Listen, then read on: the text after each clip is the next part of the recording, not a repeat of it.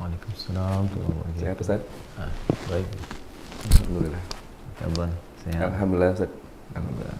Silakan duduk. Baik Ustaz. Syukran Ustaz. Insyaallah. Alhamdulillah. Dari mana Rizky? Alhamdulillah.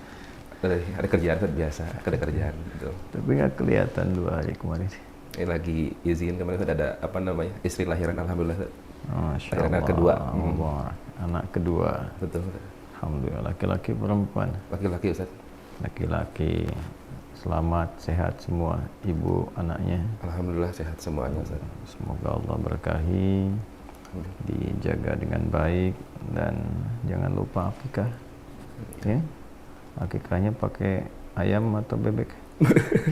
Kambing Ustaz. Oh, kambing. Kambing. Alhamdulillah. Berapa? 1 apa setengah? Kalau laki-laki kan 2 ekor Ustaz ya. Nah, 2. Ekornya aja apa sama kambingnya? 5 kambingnya Ustaz. Baik. Jadi jangan lupa itu ya. Iya. Nanti satu waktu juga bisa diskusi. Kenapa disunahkan akikah, hikmahnya apa, ya?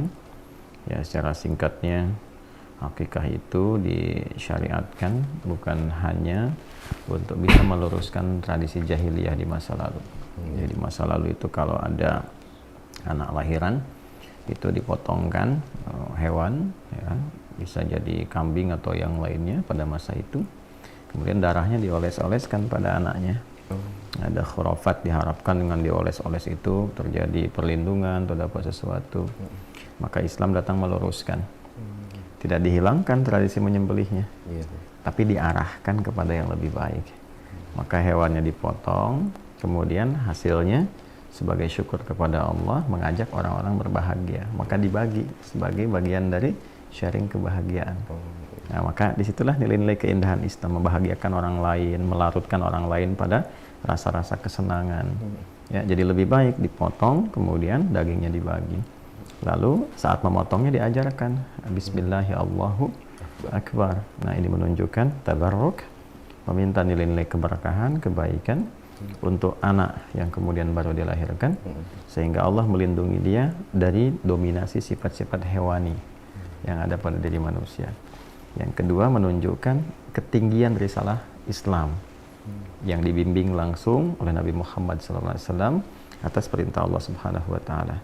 Bismillahi, dengan kasih sayang Allah itulah akbar, yang maha agung, maka semua dalam risalah Islam jadi bermanfaat. Yang tadinya cuma oles-oles yang pakai darah, maka ketika kita membawa nama Allah tidak seperti itu, harus lebih baik, lebih mulia, lebih bermanfaat. Betul. Ya.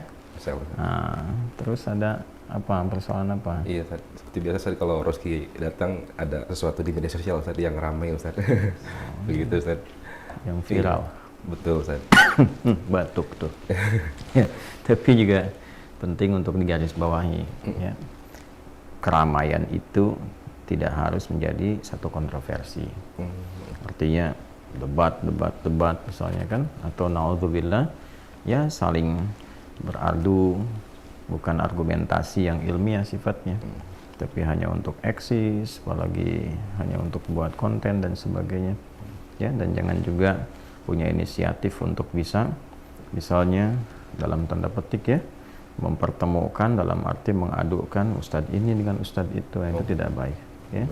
Jadi kalau kita alih fungsikan seperti kasus akikah tadi, ya, dalam konteks yang lebih bermanfaat untuk mencari satu, tuntunan dalam Islam. Yang kedua, menguatkan keyakinan. Yang ketiga, menambah pengetahuan. Yang keempat, yang paling pokok, menguatkan keimanan. Ya, sehingga yang kelima, kita menjadi semakin lebih dekat dengan Allah dan baik dalam hubungan. Itu dasarnya. Jadi kalau tidak penting, tidak usah disampaikan ke saya. Ya, kecuali kalau ada hal-hal yang positif. Apa itu?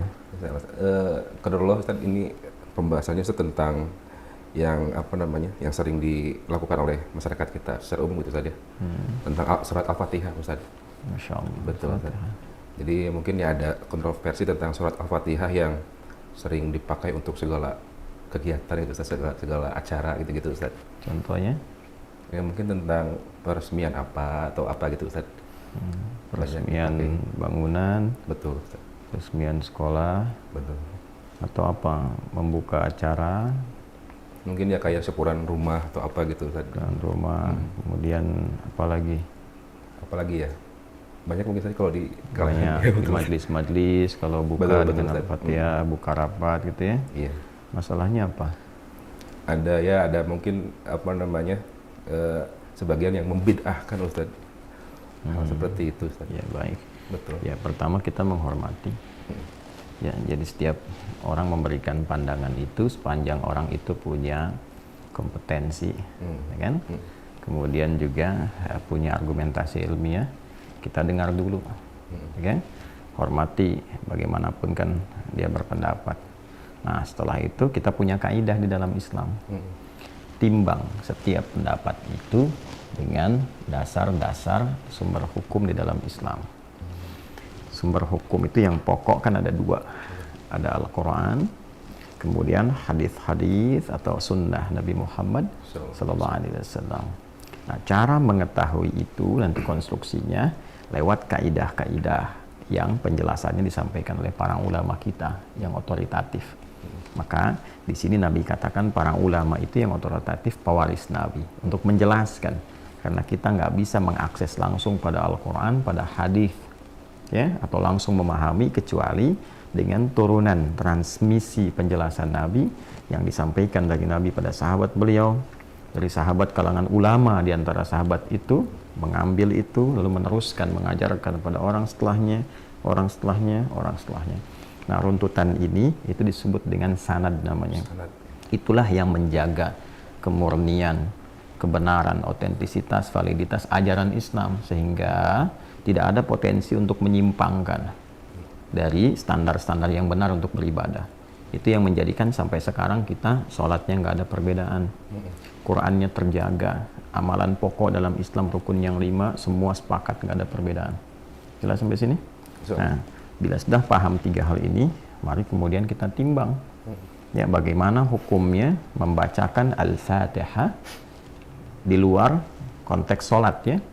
Baik, kan bisa dibaca dalam sholat, bisa dibaca di luar sholat. Di luar sholat itu yang tadi seperti Roski contohkan, ingin meresmikan bangunan, atau tadi saya tambahkan ingin membuka majelis misalnya, atau bahkan membuka rapat, pertemuan, dan sebagainya, hukumnya bagaimana? Baik, di Islam itu ada 2 sifat ibadah secara umum ya. Yang satu yang disebut dengan muqayyad. Muqayyad itu sesuatu yang terikat oleh tempat, oleh keadaan, oleh waktu, rukun, syarat. Jelas? Yang kedua mutlak. Mutlak itu nggak diikat oleh waktu tertentu, di tempat tertentu, dengan syarat atau rukun tertentu.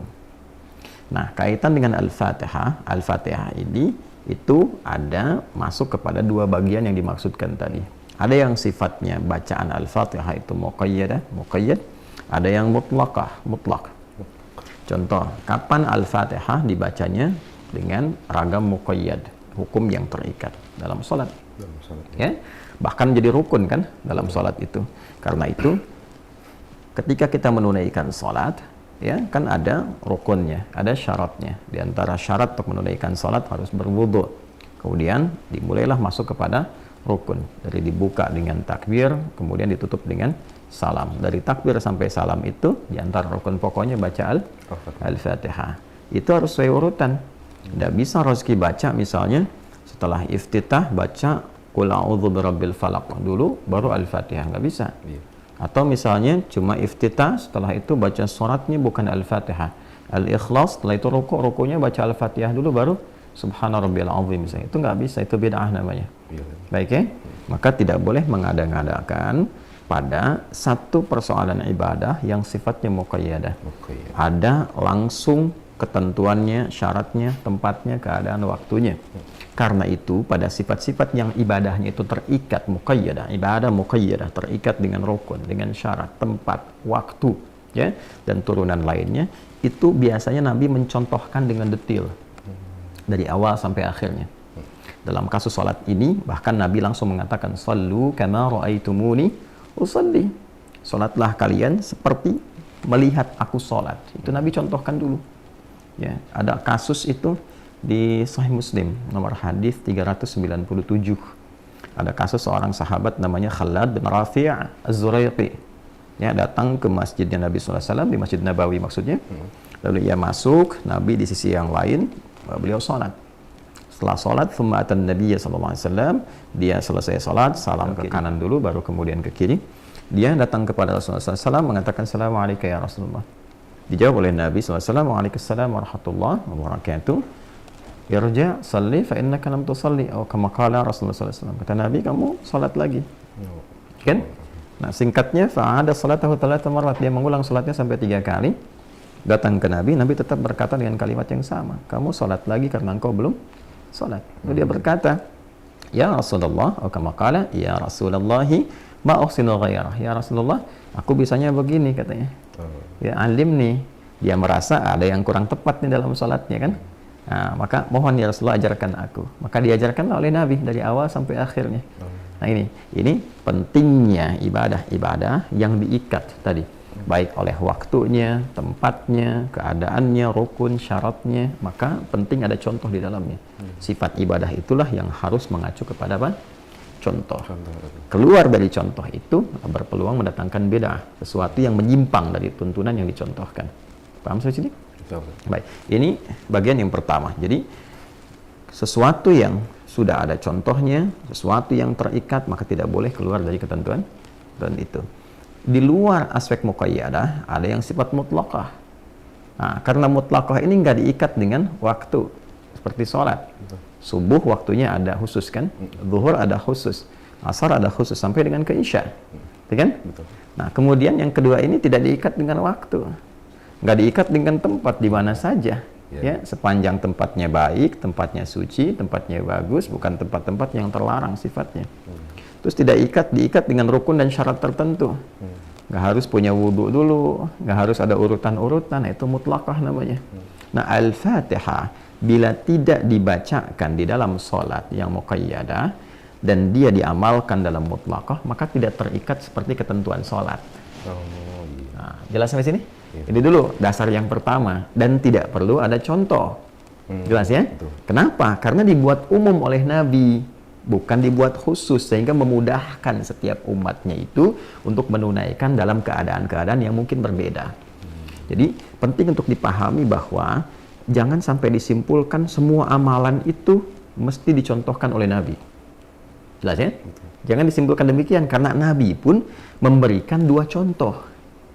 Contoh pertama yang terikat, contoh kedua umum. Nah, contoh yang terikat itu spesifik penunaian dari awal sampai akhir. Mesti ada contoh. Seperti tadi apa? Sholat.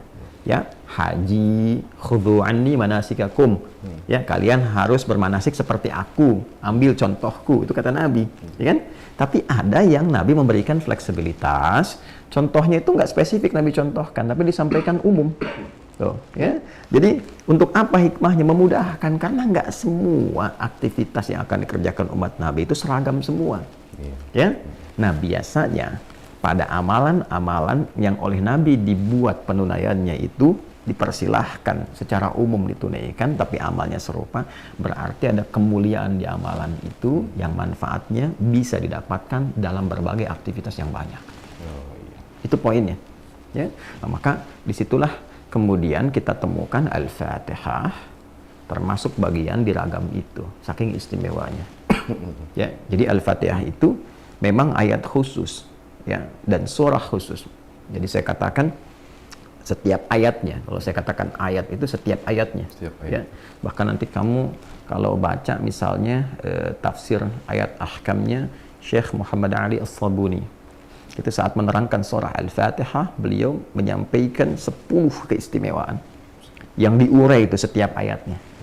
Ya, makanya tadi saya katakan ayatnya, ya, bahkan suratnya itu memiliki keistimewaan yang sangat luar biasa, karena hanya diturunkan semua keistimewaan yang terkandung di dalamnya kepada Rasulullah SAW. Jadi nabi-nabi sebelum beliau tuh nggak dapat itu. Ya, nanti ada 2. Coba cek di Sahih Muslim tuh. Coba di paling bawah, yang kita paling bawah tuh Sahih Muslim. Saya tempatkan Al-Bukhari di atas, itu Sahih Muslim. Nah, coba nomor hadis 806. 806. Ya, nomor hadis 806. Paling kiri itu ya. Nah, paling kiri 806. Coba di 700. Ada subtopik yang ke-6, subtopik 43, topiknya yang ke-6. Ada nggak? Nah, itu betul subtopik yang ke-6 ya, kan ada 44 topik di sini. Kitab Shalatul Musafirin. Nah, ini kan ya jelas ya.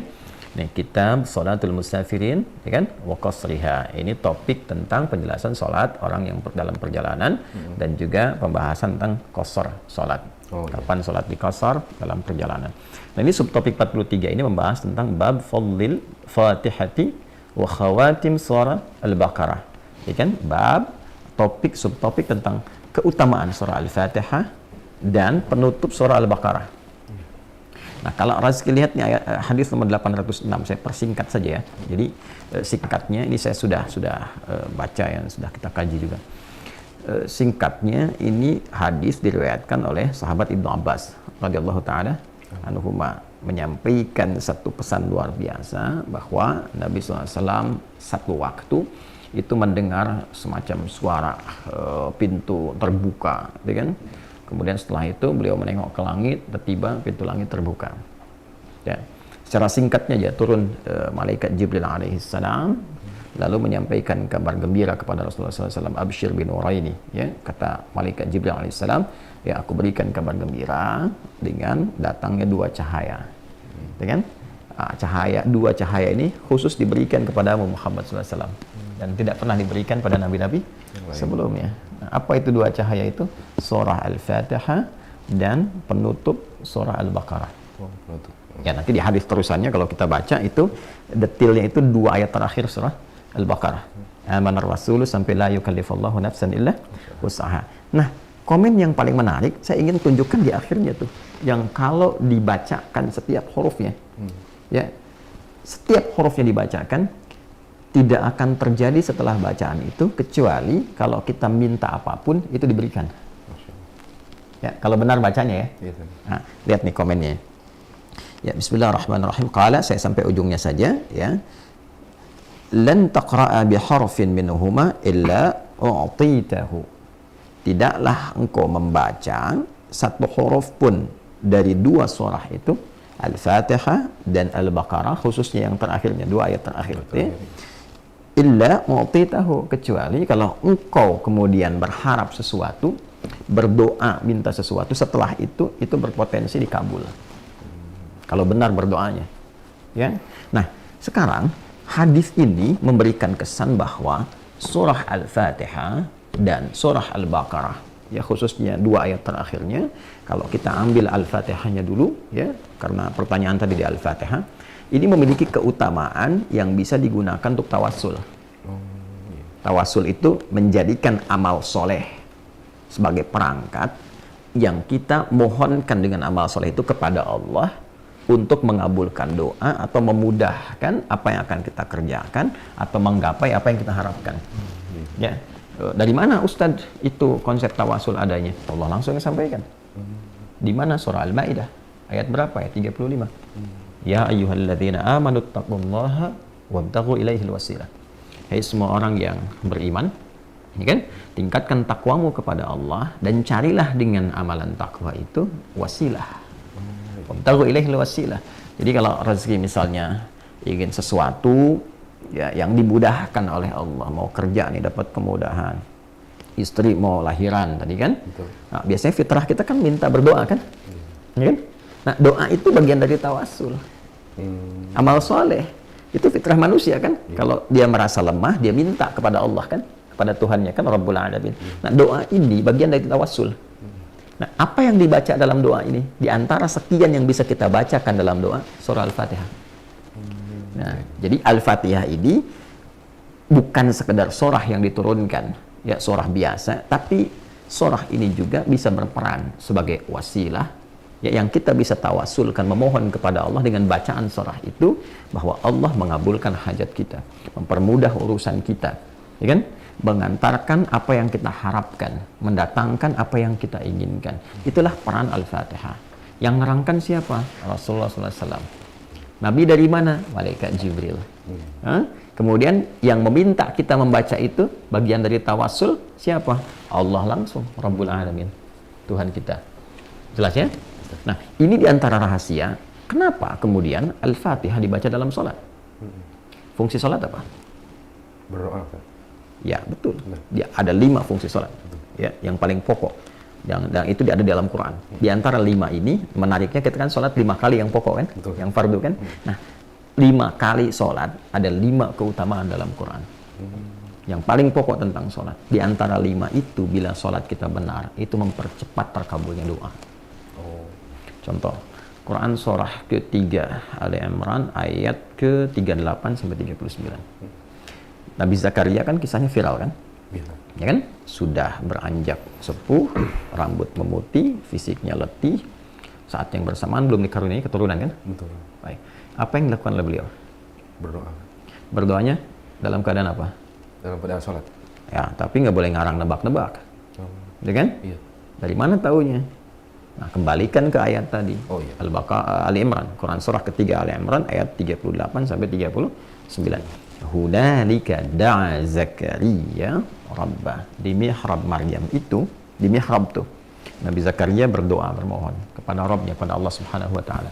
Qala rabbi habli min ladunka dzurriyyatan thayyibah innaka sami'ud du'a. Ya Allah, banyak orang memvonis bahwa istriku tak mungkin punya keturunan. Secara medis, maaf, divonis monofus dan mandul. Karena itu aku bermohon kepadamu saja yang tidak punya batas dalam pemberian. Sifat Allah itu wahab. Kalau kita minta hab, itu pemberi tanpa batas. Engkau pasti mendengar doa hamba. Lalu turun ayat 39. Fanadathul malaikatu wa huwa qa'imun yusalli fil mihrab.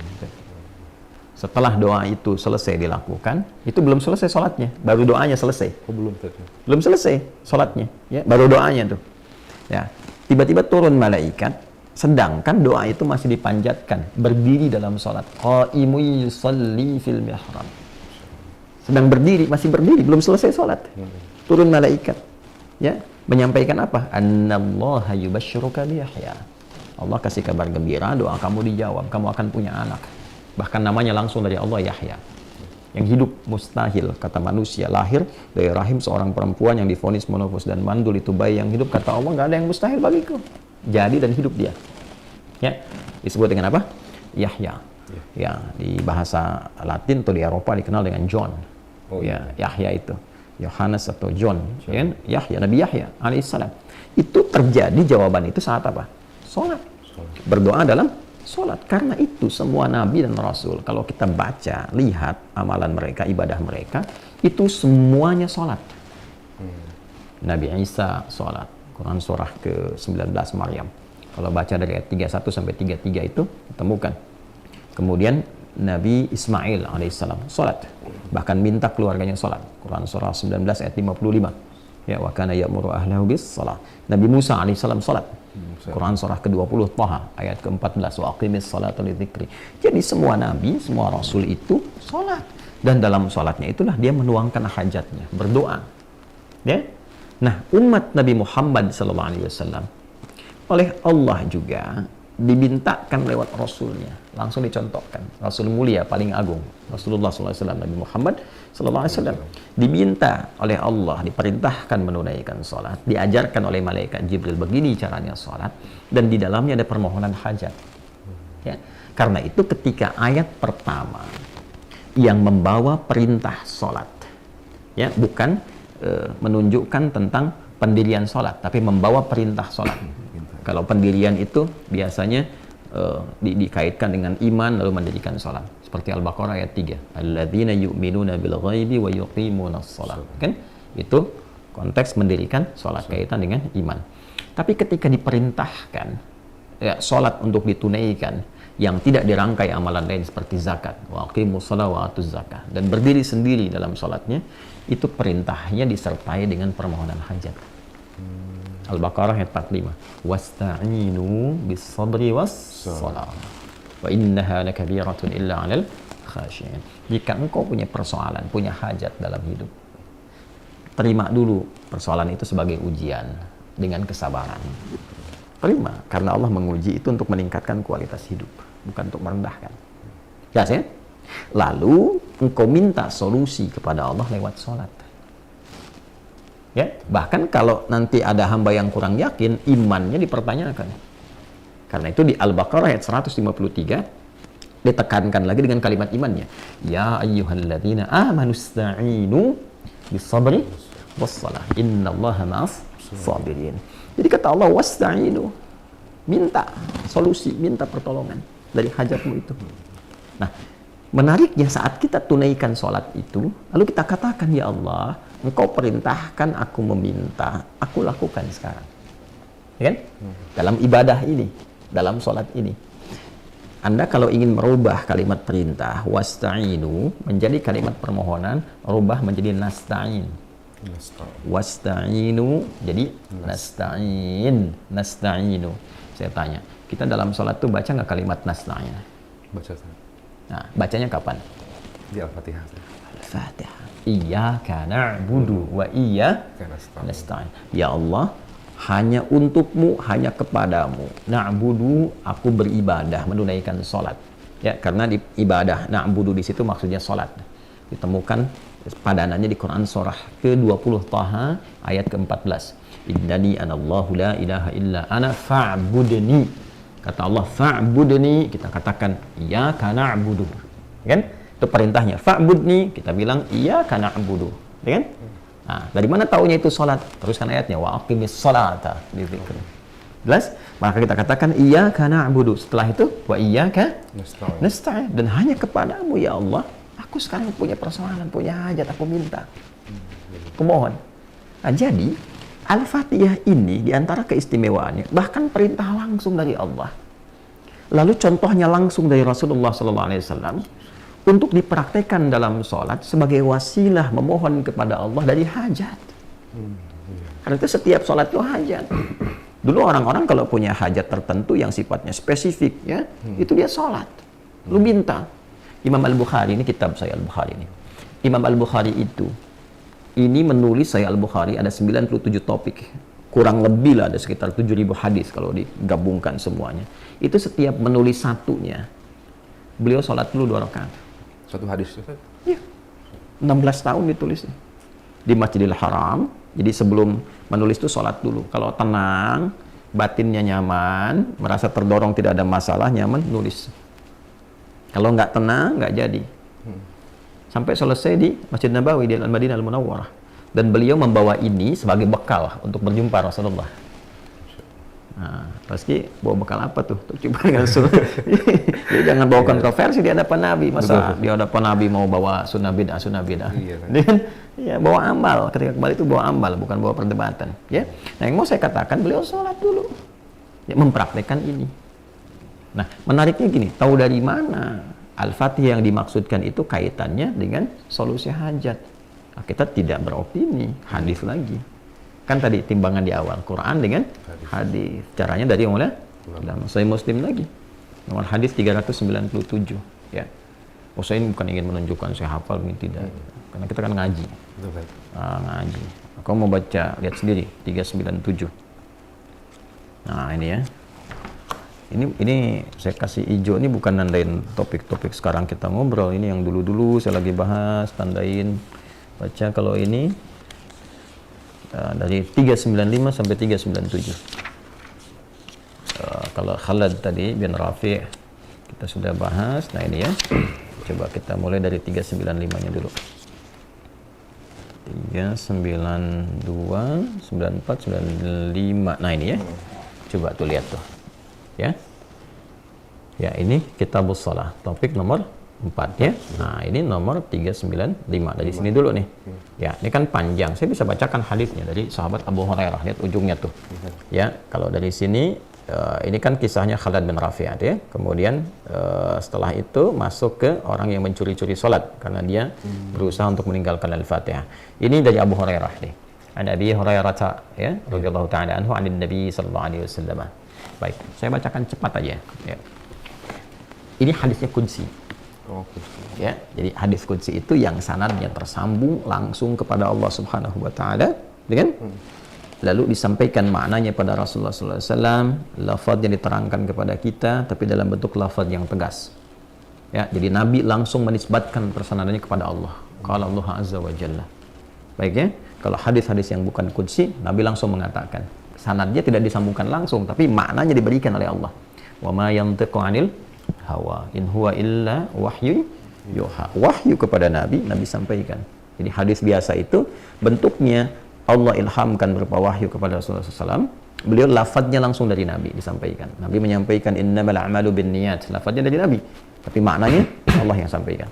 Kalau Quran, lafadz dan maknanya langsung dari Allah. Oh iya. Jelas? Kalau hadis qudsi itu maknanya dari Allah Subhanahu wa taala, lafadznya Nabi tegaskan tapi sanadnya Nabi sambungkan kepada Allah. Qala Allah azza wa jalla. Ya, kata Nabi, qala Allah azza wa jalla wa kama qala sallallahu alaihi wasallam, qasamtus shalah baini wa baina 'abdi. Allah itu berfirman, aku membagi salat itu dua bagian, antara hak aku dan hak hambaku. Ya, wali abdi masal, dan hambaku bila benar menunaikan kewajibannya sebagai hak aku. Jadi kalau ada hak ada apa? Kewajiban kan? Ya. Jadi hak Allah kewajiban kita, hak kita kewajiban Allah kepada kita. Ya, saking adil dan rahman rahimnya Allah itu, padahal Allah tuh mudah saja mengatakan sholat tuh kita hamba. Iya. Tapi karena rahman dan rahimnya, ya dijelaskan kenapa engkau mesti sholat. Bukan hanya membuktikan keimananmu kepadaku, penghambaanmu kepadaku, tapi ada manfaat yang kau akan dapatkan dalam hidupmu untuk mempermudah tugasmu di dunia ini. Maka aku bagi dua bagian, kata Allah dalam sholat itu. Ya, kemudian ada bagianku, ada bagianmu nih. Wali abdi masa'al. Kalau engkau benar menunaikan kewajibanmu itu, aku berikan kewajibanku untuk memberi kepadamu apapun yang kau inginkan. Ya, selama itu baik untuk urusan dunia akhirat ini. Jadi ada posisi dalam sholat itu yang kalau kita benar, itu Allah mengabulkan apapun yang kita minta. Selama itu ada maslahat dunia akhirat. Jelas? Baik, kapan itu dimulai? Kata Allah, nanti kembalikan ke sini ya. Idza qala al-'abdu alhamdulillahi rabbil alamin. Itu dimulai saat hamba membaca alhamdulillahi rabbil alamin. Qala Allah azza wa jalla, Allah menjawab, hamadani 'abdi, hambaku sedang memujiku. Wa idza qala al-'abdu ar-rahmanir rahim. Kalau hambaku berkata ar-rahmanir rahim, qala Allah azza wa jalla, athna 'alayya 'abdi. Hambaku sedang menyanjungku. Wa idza qala al-'abdu maliki yaumiddin. Kalau hambaku berkata maliki yaumiddin, qala Allah azza wa jalla, Allah kemudian menjawab, majjadani 'abdi, hambaku sedang mengagungkanku. Perhatikan, idza qala al-'abdu iyyaka na'budu wa iyyaka nasta'in. Qala Allah azza wa jalla. Kalau hamba berkata iyyaka na'budu wa iyyaka nasta'in, maka Allah langsung menjawab. Perhatikan jawabannya. Hadza baini wa baina 'abdi wa li 'abdi ma sa'al. Ini perjanjian antara aku dengan hambaku, dan kalau hambaku benar sampai bacaan ini, apapun yang dia minta aku berikan. Jelas? Bisa. Nah, saya gambaran gini. Razki saya kasih waktu 1 menit. Ya. Untuk minta apa saja diberi. Ya. Kira-kira mau minta apa? Minta apa ya? Kalau 1 menit. Jadi bingung juga Itu tadi. panjang loh 1 menit itu. Betul. Ya, apalagi kalau saya katakan cuma 5 detik. Iya. Banyak yang diminta kan? Iya. Makanya Allah ajarkan 1 kalimat, 1 ayat yang bila dibaca terpenuhi semua apa yang kita minta itu. Ihdinas siratal mustaqim. Oh iya. Siratal ladzina an'amta 'alaihim ghairil maghdubi 'alaihim walad dhalin. Itu permintaannya para nabi, orang soleh, orang siddiqin, itu ada di An-Nisa ayat 69. Wa may yuti'illaha war rasul fa ulaika ma'al ladzina an'ama Allahu 'alaihim minan nabiyyin was-siddiqin wasyuhada'i was-shalihin. Wa hasuna ulaika rafiqa. Gitu. Jadi kembali ke sini saya ingin katakan Al-Fatihah itu istimewa. Karena istimewa, Allah perintahkan kita sholat baca Al-Fatihah. Di antara faidahnya apa? Manfaat keistimewaannya. Supaya saat baca itu kita punya hajat terkabulkan. Mudah. Itulah sebabnya Anda sholat dari subuh ke zuhur kan nggak mungkin nggak punya masalah. Ya kan? Maka ketika dimohonkan dengan benar, bacanya benar, ya kan? Mohonnya benar, itu dikabulkan, dimudahkan. Makanya butuh contoh dalam ibadah muqayyadah itu. Jelas ya?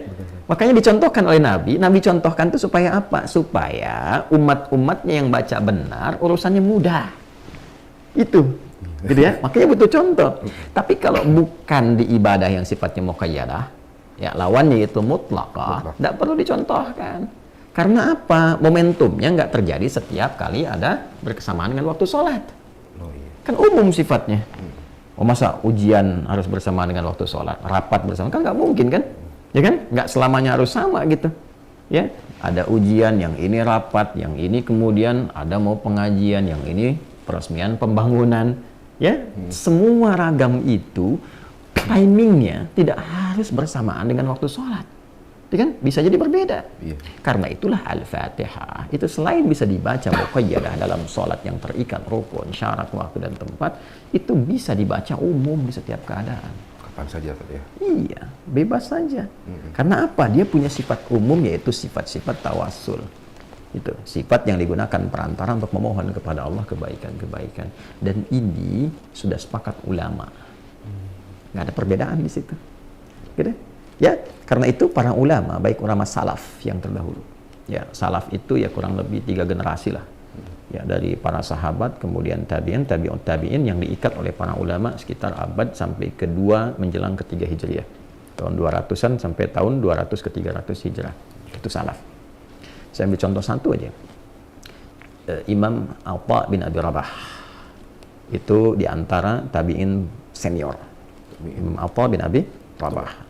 Itu muridnya sahabat Abdullah bin Abbas radhiyallahu taala anhuma, Jabir bin Abdullah radhiyallahu taala anhuma, kemudian Abdullah bin Zubair radhiyallahu taala anhu. Itu muridnya, itu murid mereka diantara Imam Atha bin Abi Rabah, muftinya Mekah, khususnya dalam urusan haji dan umrah. Nggak ada orang jemaah haji, jemaah umrah bertanya persoalan semua seputar itu kecuali pada beliau.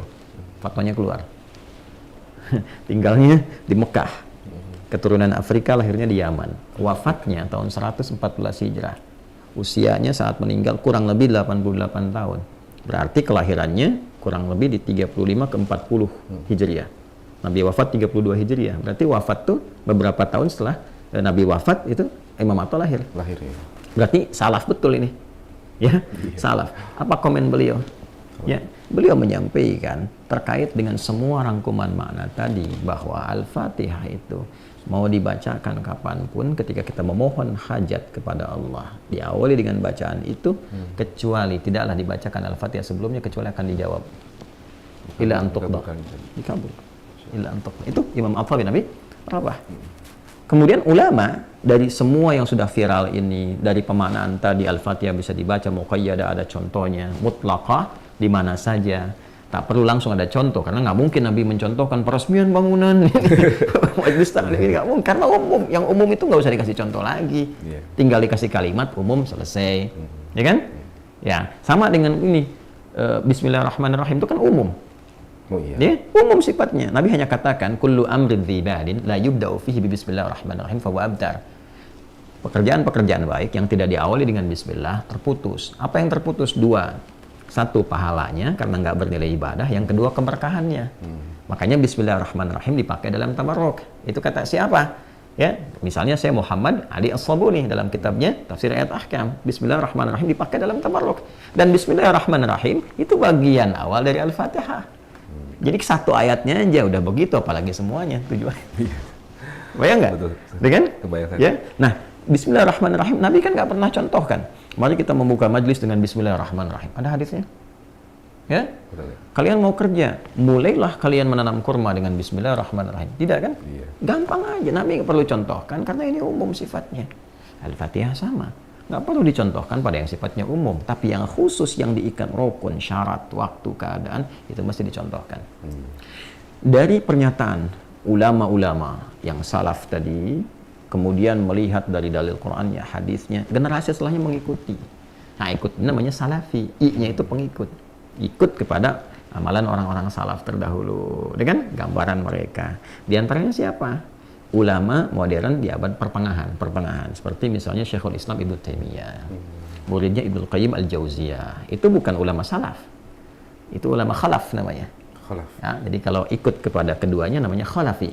Ikut ulama belakangan. Oh iya. Ya kan? Kalau sanadnya tersambung ke belakang itu salafi. Jadi salaf itu bukan kelompok, bukan organisasi, bukan kelompok pengajian tertentu atau ormas tertentu, tidak. Itu manhaj namanya yang tersambung. Jadi semua orang Islam itu ya pasti kalau sholat kan nggak mungkin nggak ngikut orang sebelumnya, pasti ngikut. Jadi semua orang Islam itu sifatnya salafi. Jadi bukan nama khusus ya untuk kondisi atau kelompok ini tertentu, tidak. Yaitu nama yang mewakili sifat keadaan gitu ya. Nah, terlepas dari semua istilah-istilah itu, kita kembalikan Syekhul Islam Ibnu Taimiyah paham betul dengan itu. Syekhul Islam Ibnu Taimiyah itu punya kebiasaan, kalau Anda nanti baca di antara biografi beliau itu, itu kalau ba'da subuh, dari mulai sampai ke syuruk, subuh sampai ke syuruk, matahari di awal pertama kali setelah naik terbit ya, kemudian satu tombak bayangannya, itu mengulang-ulang Al-Fatihah aja. Bismillahirrahmanirrahim, alhamdulillahirabbil alamin, arrahmanirrahim, sampai waladhdallin. Selesai ulang lagi, selesai ulang lagi, sampai matahari terbit, sampai masuk syuruk. Jadi zikir gitu ya. Ya, pertanyaan saya, contohnya ada nggak dari Nabi? Nah itu. Nggak ada. Apa beliau melakukan bid'ah? Buniyatu billah. Nggak bisa kita langsung vonis ini bid'ah, tidak mungkin. Orang saleh berilmu, kan ilmunya tinggi, mufti, syekhul Islam gelarnya, ya kan? Ya, syekhul Islam loh. Ya, di bawah sedikit dari Imam Al-Ghazali. Imam Al-Ghazali hujjatul Islam. Ini syekhul Islam, ya kan? Jadi ini kalau ada para syekh, para guru, nah ini guru-gurunya, guru di atas guru. Kalau hujjatul Islam, sudah orangnya sudah dalil.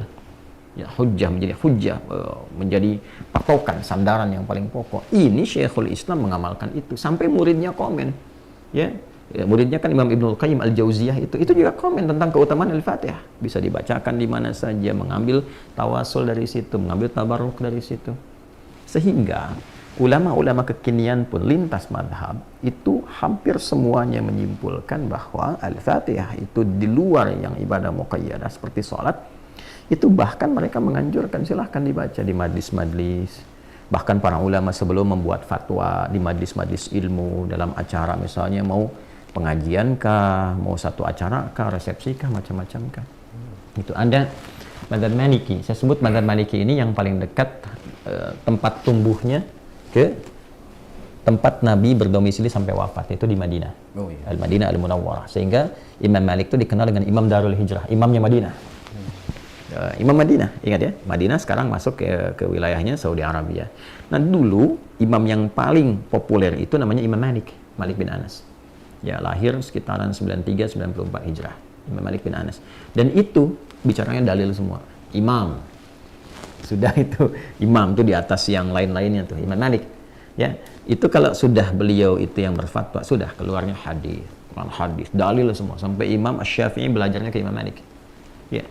Imam Malik itu menurunkan turunan-turunan pokok panduan keilmuan-keilmuan dan informasi-informasi yang tersambung ke dalil, ke hadis, lalu kodifikasi, pengumpulan semua informasi ini menjadi sebuah patokan, ya, pilihan untuk menunaikan. Itu disebut madhab namanya. Maka madhabnya disebut Maliki, yang ikut bagaimana Imam Malik beribadah, ikut fatwanya Imam Malik, jalurnya tersambung kepada Rasulullah SAW. Di antara tokoh kekinian, misalnya, yang ikut mazhabnya Imam Malik itu namanya Syekh Abdullah Bayah di Uni Emirat Arab. Fatwanya apa? Ya. Jadi kalau orang sekalian fatwanya, justru beliau menganjurkan. Ya, dan tidak ada masalah untuk membacakan Al-Fatihah di luar konteks sholat tadi. Silahkan, mau Anda baca sebagai tawassul, sebagai tabarruk, itu mazhab Maliki. Silahkan, mau bacakan di majlis-majlis ilmu, bacakan misalnya menjelang resepsi, nggak ada masalah untuk memohon hajat kepada Allah, kemudahan, karena memang sifatnya begitu. Walaupun nanti ada di mazhab Maliki yang lain yang memberikan pengetatan, kecuali kalau meniatkan untuk mengkhususkan di situ aja, ya, sehingga berpeluang menjadi sesuatu yang keliru, karena kekhususan ini yang bahkan dipahami sebagai bagian dari petunjuk Nabi, nah itu yang salah. Khususkan bukan. Maksudnya jangan dikhususkan di luar yang muqayyadah. Kalau sudah dikhususkan, terikat kan, maka seakan-akan disamakan dengan yang sholat tadi. Maka nggak boleh sama sifatnya. Jelas ya? Nah itu gambarannya. Apalagi misalnya mazhabnya Syafi'i. Ya, mazhab Syafi'i itu kita temukan misalnya Syekh Ali Jum'ah yang sekarang itu mengeluarkan fatwa di Darul Ifta 2010 beliau keluarkan. Jelas itu. Di mazhab Maliki yang lain tuh ada yang paling terkenal itu ada Syekh Syafiq Alam. Syekh Syafiq Alam juga mengeluarkan fatwa di tahun 2018. Ya, di 8 Januari 2018. Itu lebih jelas lagi fatwanya. Itu Maliki juga tuh. Ya, fatwanya lebih jelas lagi. Apa yang beliau sampaikan? Jelas disebutkan bacaan Al-Fatihah untuk membuka majlis fatwa dan sebagainya. Jadi artinya di sini apa? Ulama itu sangat luas memahami hukum. Ya, mana yang tempatkan secara ketat, ini gambarannya. Mana yang sifatnya terbuka, ini gambarannya. Sehingga kita diberikan pencerahan, bukan sekedar kita baca ini baca itu tidak, tapi diberikan ini loh dasar argumentasinya, ini loh dalilnya, ini gambarannya, ini referensinya. Jelas bagi pembelajar. Kalau orang itu awam, maka yang dimunculkan orang-orang mufti yang sudah paham dalil, manusia dalil. Sehingga ulama kita terdahulu yang paham dalil, yang punya sanad, yang punya ijazah-ijazah hadis itu, ya itu langsung berfatwa. Tidak banyak menyampaikan kepada awam ini dalil, ini itu. Karena awam tuh nggak mungkin nyari kitab begini. Awam tuh yang tidak tahu metodologi. Roski nggak tahu metodologi, buka kitab lama tadi kan. Ya, lalu saya katakan, udah baca Al-Fatihah saat kamu mau belajar. Mana dalilnya? Ya? Nah itu kurang sopan. Kenapa? Karena orang awam itu tidak punya kemampuan akses kepada dalil. Gitu. Kalau saya tunjukkan dalilnya ini bisa paham. Kitabnya ini bisa baca. Sulit tadi ya. Sulit. Nah, karena itu penting juga kita menghadirkan ulama-ulama otoritatif yang punya kualifikasi. Di Timur Tengah itu jelas. Ustadz dengan da'i, dengan mubaligh, dengan mufti itu beda. Kalau sudah mufti, jangan tanya dalil, itu nggak sopan. Kecuali kalau orangnya meragukan. Ya, nggak jelas. Kemarin-kemarin kok begini, sekarang jadi ustadz. Itu kita hormati dulu dan kita doakan supaya dapat kebaikan, mau belajar lagi. Tapi apa yang disampaikan ya penting untuk kemudian dilihat kembali. Dan bila ada ragam pendapat itu dihargai, tidak harus menjadi kontroversi.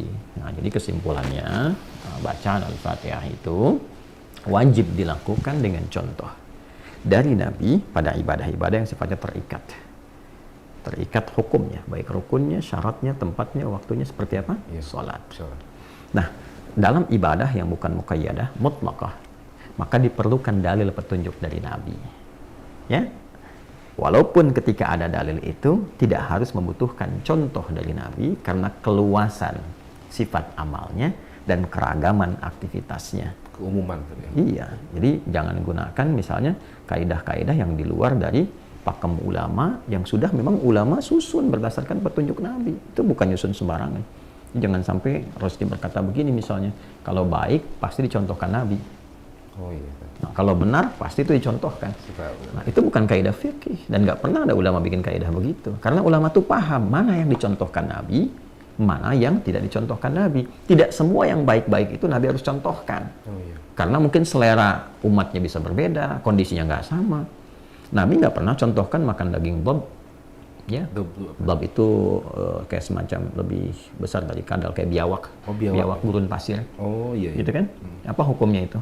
Halal, karena Khalid pernah nanya, konfirmasikan. Khalid mau makan, tanya dulu. Tapi Nabi kan nggak selera. Nabi nggak contohkan makan, Nabi diam. Tapi Nabi nggak larang Khalid makan nggak dilarang. Itu takrir namanya. Ya, dalam ilmu tasyri' itu takrir, ketetapan Nabi boleh. Cuma kok Nabi nggak contohkan karena nggak selera. Nabi seleranya daging kambing, jadi nggak makan itu. Khalid silahkan makan. Khalid kenapa nanya? Karena Khalid itu orang perang, jenderal perang. Ke lapangan, ya di lapangan nggak ada kambing guling.